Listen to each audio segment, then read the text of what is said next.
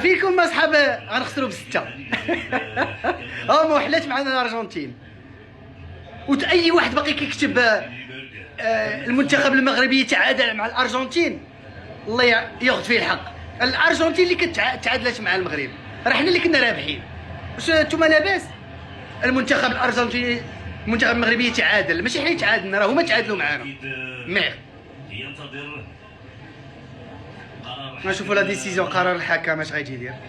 خصوصا كما قلت الهدف اللي سجله المنتخب الارجنتيني، اكيد الهدف الثاني المنتخب الارجنتيني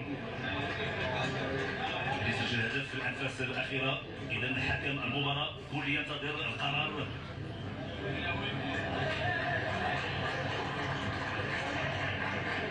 اذا الحكم الفار غادي يمشي للفار. يلا والان اكيد غادي يتجه لشاشه الفار لمتابعه اللقطه اللي من خلالها سجل المنتخب الارجنتيني الهدف الثاني. تابع التسديده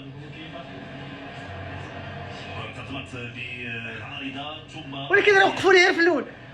يا ربي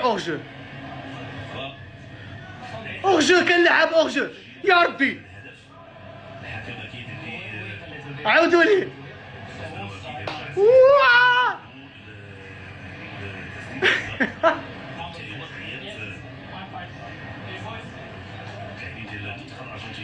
اذا بعد متابعه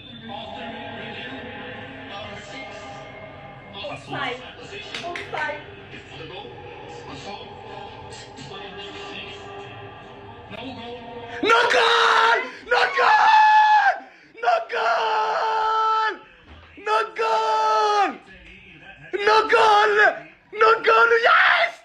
واو يس نقول الحمد لله.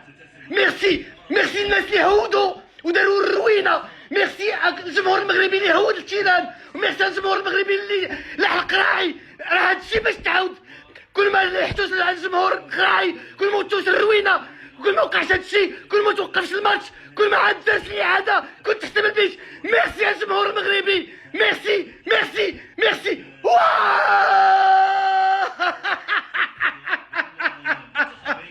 مبروك